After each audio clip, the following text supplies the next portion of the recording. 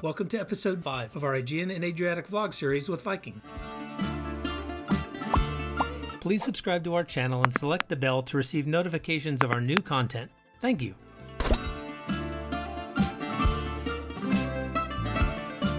Passengers who only sailed Istanbul to Athens departed today.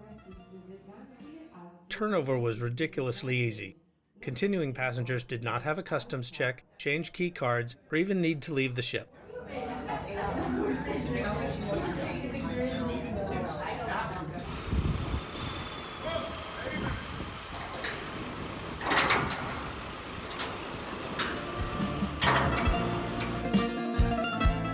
The highlight of our turnover day was the arrival of our friends, joining us for the following week.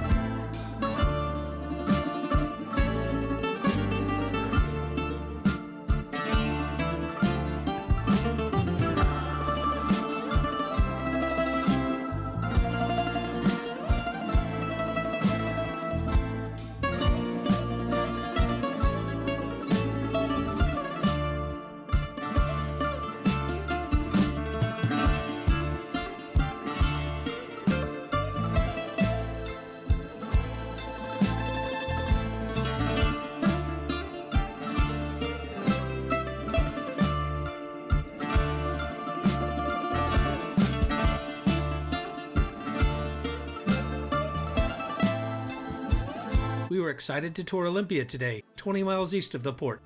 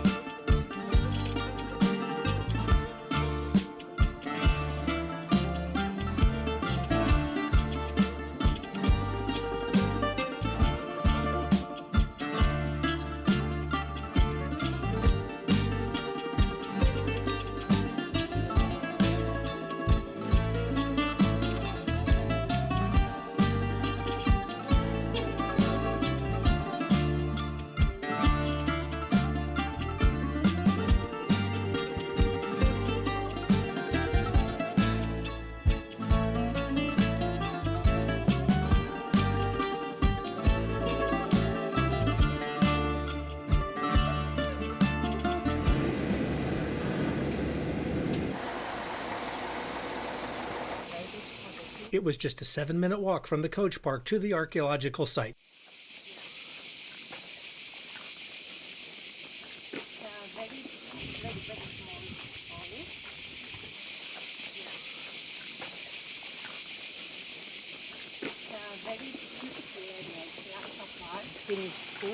Or take the weapons and protect the city.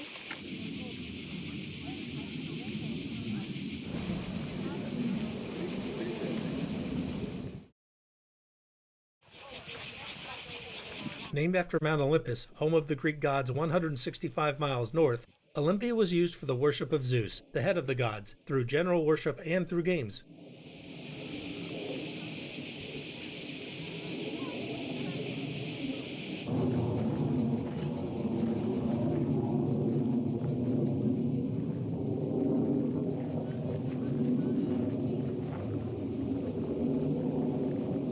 Yes, it goes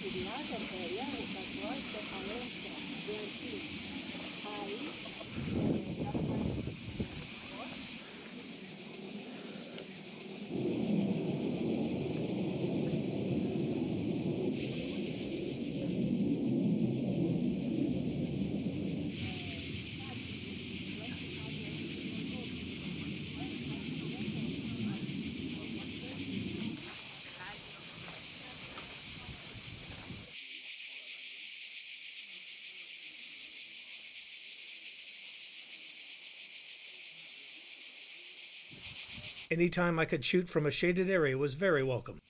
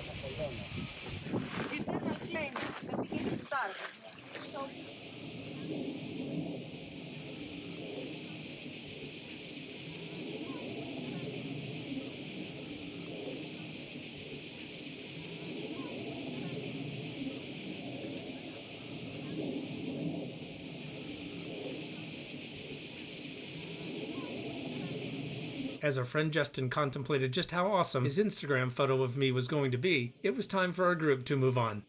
Don't worry, you'll see Justin again very soon. While this site held the first Olympic Games in 776 BCE, and this stadium opened 216 years later, games held here were not quite for the same reason as those that started in Athens about the time this stadium was opened. At this sanctuary complex, competition was seen as more of a religious honor to Zeus rather than one just for sport. How those athletes fared in extreme hot summers, I can't say. It's just hard to imagine anyone choosing to run in those conditions.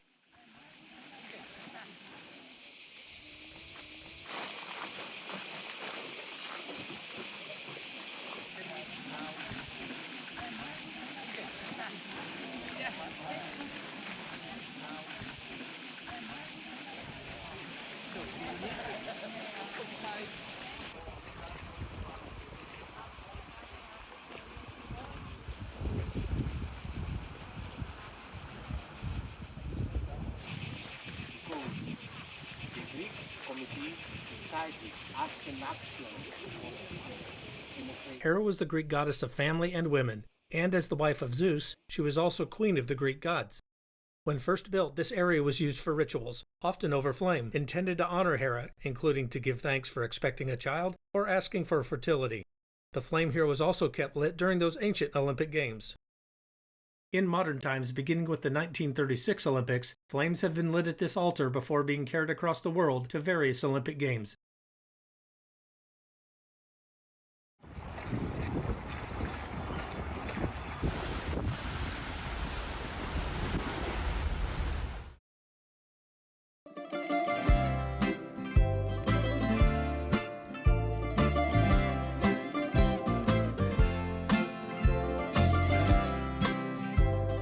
This was our first time in Corfu, so we stayed in the city for the day to absorb its local culture.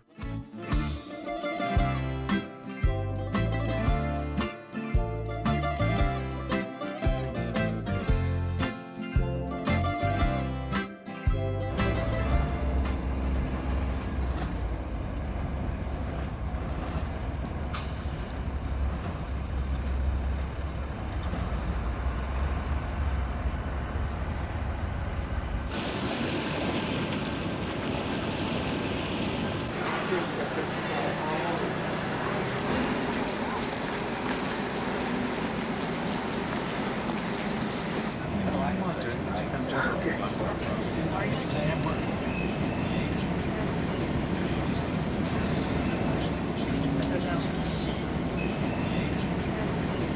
alcohol alone.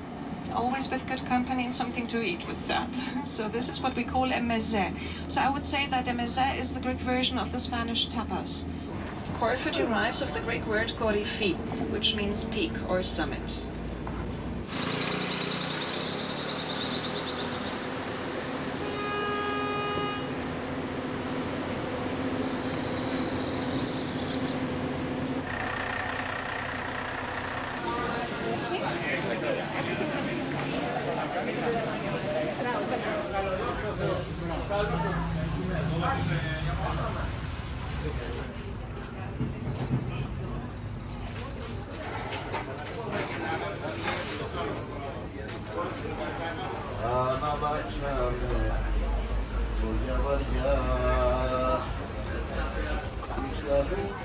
The local snack was very good, though ouzo before 10 a.m. seemed a bit early.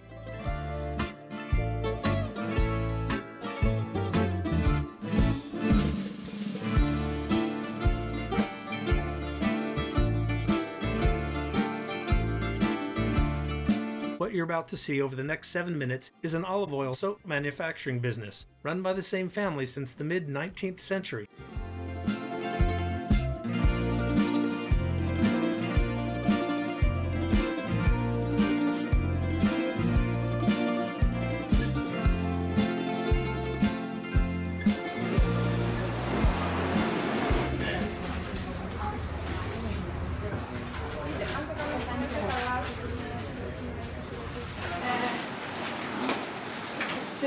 Soap is made from oils and fats.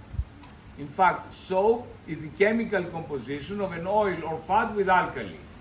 In practice, that means we take any oil or fat together with a solution of, say, sodium hydroxide, lime. We mix these two together, and the molecules of the oil will react and combine with the molecules of the alkali and will turn into a new substance, which is soap. Started from my great-great-grandfather, this practice has been passed on from one generation to the next. So today we make the same product we made in the early days using same ingredient and same method of manufacture. Because oil and lye have transformed into a new substance. Inside here is only soap. Is clear so far? Yeah. This chemical reaction in English is called saponification. It was made 80% of olive oil and 20% of palm kernel oil. It's what the Americans once called palm olive.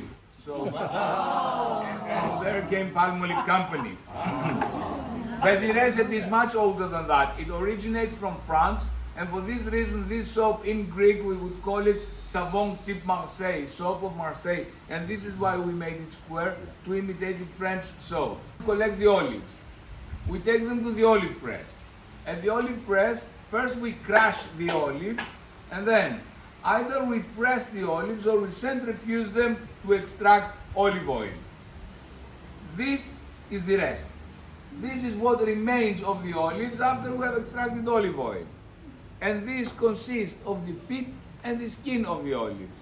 And inside here there is still approximately 5 to 7% oil, which is not possible to be extracted mechanically in the olive press. So this mixture is collected from all the olive presses around the island and goes to another plant where we extract this oil. So from this, we extract this. And this oil here contains the extracts from the skin of the olives, including the chlorophyll of the olives. A black olive is not black. It is dark green color from the chlorophyll, and that color is coming here. So this also looks black, but is not black. It's too early to use. And this goes for all our soap. Once we finish with it, we put it up on the drying rack, which is behind you, and we leave it there for a minimum of 4 months before we put the soap in use.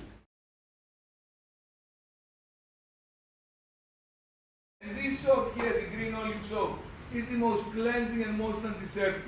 As a matter of fact, this soap is reputed from the old days for its wound healing properties. It's very good for the body, very good for hands, especially good for feet. It's good for shaving, and for people with short hair, it's also very good for maintaining healthy condition of the scalp. piece of warning, if anybody tries it on the air, not to go in the ice because the ice stinks. Hasn't been used for 50 years. And on the left is the helping cauldron of the old days, and that's where I learned how to make soap from my father. Hasn't been in operation for a little more than 15 years. These two, together with other old equipment which is not in operation, are considered museum pieces and they must stay in this place. Nowadays, we operate the stainless steel cauldron at the back. The construction is modern, but the process is unchanged. We start by putting the oil inside. Depending on which kind of soap we're going to make, we put the corresponding oil in. And first we process the oil, we cook the oil with solutions of sodium hydroxide in order to make saponification. And once saponification is completed, we clean out the soap and balance the pH value using sea salt solutions. And that's all the ingredients that go in the making of our soap. The oil, the soda, the sea salt, and water, and finish. And cooking process inside there lasts a minimum of 10 days. What goes on in there during those 10 days is what we consider to be the most unique and special aspect of this operation. This is where all our family secrets lie. It took me 9 years next to my father to learn how to make soap this way. And today, 20 years later, I still wish I had my father here to consult from time to time. Now, once the soap is ready to come out, we take this ladle here, this big spoon, and with this we collect the soap and pour it into the mold. At this stage, the soap is hot, it's about 65 to 70 degrees Celsius, that is around 160 Fahrenheit, it's too hot to touch by bare hand. It is soft, but it is not fluid, it's a bit like yogurt, it stands there. So, first piece of equipment is this one. We take this one and slide it across the surface from one end to the other to give the soap a uniform height. This tool here will give us the height of the soap bars. To give the soap a good surface finish, pretty much like ironing the clothes. And this opening here is for the hot water to come out. Then we wait for the soap to solidify, to harden. Before stamping and cutting, we want the soap to be hard enough for the stamping, but at the same time soft enough for the cutting. If the soap is too hard, we cannot cut, it cracks. In winter it is cold and the soap solidifies very fast, so it is a critical timing for the stamping and the cutting of the soap in the cold days of winter. We have 1, 2, maximum 3 days for that. And given the fact that from one batch we have approximately 30 to 35 molds, in winter we need to move very fast to get the job done on time. The other set of nails to mark here and there. And then we take a piece of string which has color on it. The coloring we use is hibiscus tea. And one person is holding on one side and the other person on the corresponding hole on the other side. And ting, ting, ting, we draw a grid on the surface. And then we are ready for the stamping and for the cutting of the soap. This we will demonstrate. The stamp is very old. It's 3 generations old. It's my grandfather's, about 100 years. We're still using it. I don't think we'll be using it for much longer because it's getting very old and it is a museum piece. So it will soon be replaced. Same way we replaced the knife. We were using the old knife until 2 years ago, but this again was getting too old, so we replaced it with this brand new high-tech knife now.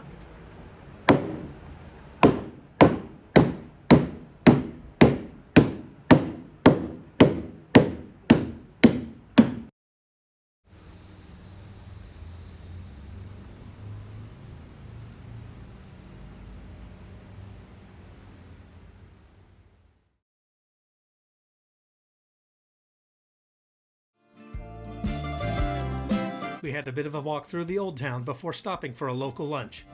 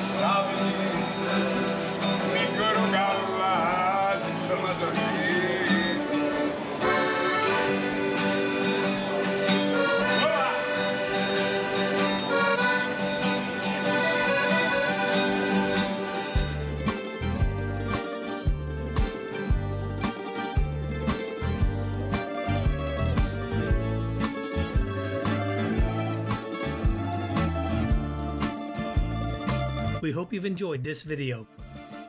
In our next episode, we explore Kotor and Dubrovnik. We have lots of cruise content on our channel, so why not watch another video after this? Thank you for watching.